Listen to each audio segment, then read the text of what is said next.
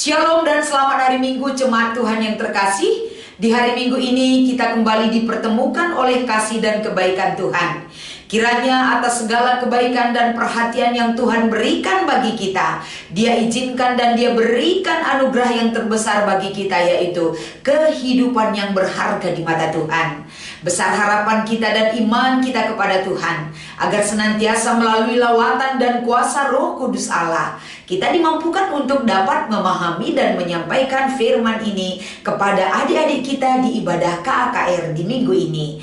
Mari kita meminta kekuatan kepada Tuhan di dalam doa kita. Kita bersatu di dalam doa.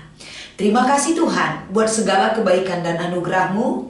Kiranya atas segala pertolongan yang boleh kami terima di dalam hidup kami, nyatakan Engkau menolong dan memperhatikan kami Tuhan, sehingga Engkau mengizinkan waktu dan channel YouTube kami ini dipakai oleh orang yang begitu rindu untuk Engkau berikan satu pencerahan akan kuasa-Mu yang besar yang akan kami nyatakan di dalam hidup kami.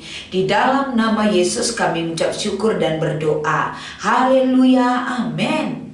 Saudaraku, mari kita membaca firman Tuhan yang menjadi renungan di ibadah KKR kita di minggu ini, diambil dari kitab Matius pasal 3 ayat 1 sampai dengan ayat 3. Kami akan membacakan firman ini kepada kita sekalian. Pada waktu itu, tampillah Yohanes Pembaptis di padang gurun Yudea dan memberitakan, "Bertobatlah, sebab kerajaan surga sudah dekat." Sesungguhnya dialah yang dimaksudkan Nabi Yesaya ketika ia berkata, "Ada suara orang yang berseru-seru di padang gurun, persiapkanlah jalan untuk Tuhan, luruskanlah jalan baginya." Demikian pembacaan firman Tuhan ini kami sampaikan kepada kita sekalian, dengan tema pembahasan kita pada hari ini adalah akan tiba saatnya. Shalom dan selamat Advent buat kita semua jemaat Tuhan yang terkasih. Di hari Minggu ini tentu satu hal yang penting kita imani di dalam kehidupan kita adalah saat-saat penantian. Kalau kita berbicara tentang saatnya, setiap saat penantian kita akan kuasa dan pertolongan Tuhan pasti tidak boleh lepas dari kehidupan orang yang percaya. Karena menunggu saat-saat Tuhan Yesus akan datang bagi kehidupan kita, ini adalah pengharapan sukacita bagi orang yang percaya. Karena yang kita tunggu kedatangannya adalah orang ataupun raja yang Tuhan anugerahkan bagi kehidupan kita, yaitu Sang Penebus dosa manusia. Raja yang agung, adil dan benar akan menyatakan satu kebenaran bagi kehidupan orang yang percaya. Saudaraku, di minggu Advent yang ketiga ini, kita diingatkan kembali dan dimampukan akan kehidupan kita. Bagaimana kita dapat memberikan kabar sukacita kepada adik-adik kita, agar anak-anak sekolah minggu, remaja-remaja, mereka juga tidak kehilangan semangat dalam menjalani kehidupan. Satu hal yang bisa kita berikan, menguatkan dan mendorong mereka adalah dengan memberikan kabar sukacita di dalam menanti kedatangan Yesus yang kedua kali, untuk mempersiapkan diri mereka, menguatkan diri mereka, mengangkatkan ataupun menumbuhkan sikap kesetiaan hidup yang mereka tanamkan di dalam hidup mereka. Saudaraku, pada kesempatan ini tentunya satu hal yang disampaikan oleh Yohanes Pembaptis. Kenapa dia menyuarakan suara pertobatan yang begitu dahsyat kepada orang-orang Israel? Karena ketika itu ada satu hal yang perlu diperbaiki. Sistem yang harus diperbaiki di kalangan pemerintahan ketika itu adalah di pemerintah yang sudah ada ketika itu tidak menjalankan tugasnya sebagaimana mestinya. Mereka tidak melakukan keadilan, mereka tidak melaksanakan kebenaran. Mereka memiliki wewenang, tapi wewenang itu dipakai ataupun salah mempergunakan jabatan. Jabatan untuk memberikan kesejahteraan bagi orang banyak, bagi orang Israel. Ternyata para pemimpin tidak menjalankan tugas itu sebagaimana mestinya, tapi justru mereka melakukan pelanggaran-pelanggaran di mata Tuhan. Selain daripada pemimpin-pemimpin yang ada di pemerintahan, termasuk juga kalangan-kalangan pemimpin ataupun pemuka agama. Para imam-imam pada waktu itu tidak menyuarakan suara kenabian, tidak menjalankan kebenaran Allah di dalam tugas mereka. Sehingga banyak sekali yang harus diperbaiki, banyak sekali yang harus dilakukan pembaharuan, sehingga jalan satu-satunya untuk melakukan hal ini adalah bertobat. Pertobatan yang ditunjukkan ataupun yang diserukan melalui kitab Matius pasal 3 ini adalah yang Tuhan pakai di sini adalah Yohanes Pembaptis.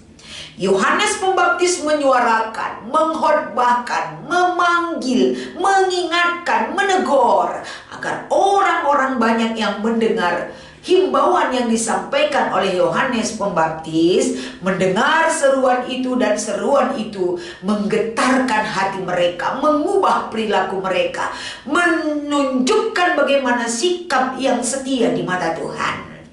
Begitu juga kalau kita bandingkan dengan bacaan remaja kita minggu ini di kitab Mika 5 ayat 1 sampai dengan ayat 5.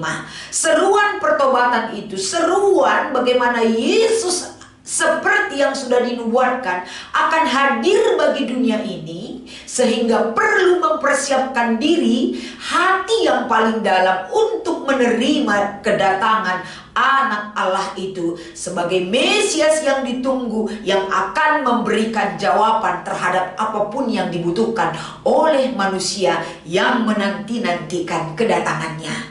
Kapankah datangnya sang raja ataupun sang Mesias tersebut? Tema kita di hari Minggu ini mengatakan akan tiba saatnya. Dan kedatangannya itu adalah pasti akan datang.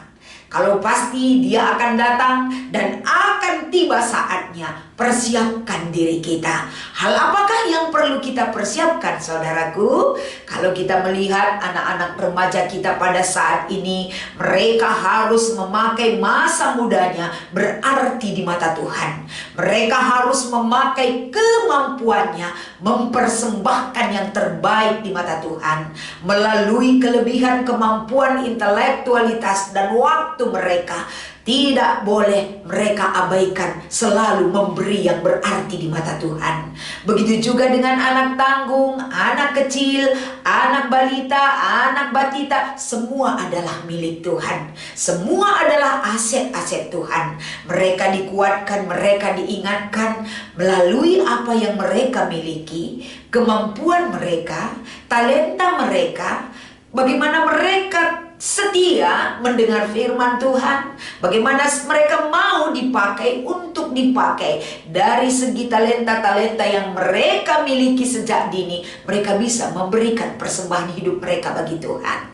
Agar senantiasa di minggu Advent yang ketiga ini, marilah kita menyongsong dan mempersiapkan diri kita. Pertobatan adalah meninggalkan segala sesuatu yang tidak baik untuk berbalik ke dalam hidup yang lebih baik dan berkualitas di mata Tuhan. Pertobatan itulah yang dinantikan oleh Tuhan, karena setiap manusia yang ada di dunia ini, selagi mereka menjalankan keinginan mereka tanpa mendengar himbauan dan perintah Tuhan, berarti kita perlu kembali mengarahkan perhatian kita kepadanya, agar adik-adik kita juga sebagai guru dan pengajar bagi anak sekolah minggu, kiranya kita juga dimampukan oleh kebaikan Tuhan dan mempersiapkan diri kita, memberi diri kita, pelayanan kita, keluarga kita, pekerjaan kita, kita persembahkan yang lebih baik lagi di mata Tuhan. Sehingga di dalam menunggu-nunggu kedatangan Yesus yang kedua kali, kita harus menunggu itu. Tunggulah dengan berkualitas melalui iman dan pengharapan kita. Tidak ada kata jemu, tidak ada kata bosan, tidak ada kata tidak peduli, tapi tunggulah sang raja ataupun Mesias yang saatnya akan tiba, datang menjemput kehidupan orang yang percaya dan menempatkan kehidupan orang yang percaya di sisi Tuhan di tempat yang indah, di keabadian bersama kasih dan kuasa Tuhan yang menyertai kita. Persiapkan hati kita, waktu kita, hidup kita. Jangan menunda-nunda waktu. Waktu ini adalah waktu yang berkualitas. Waktu yang akan datang adalah waktu yang lebih berkualitas. Tidak ada waktu yang terbuang dan tersisa. Kita berdoa setia kepada Tuhan, kita membaca firman Tuhan, kita bersekutu. Itu adalah mengisi kehidupan kita.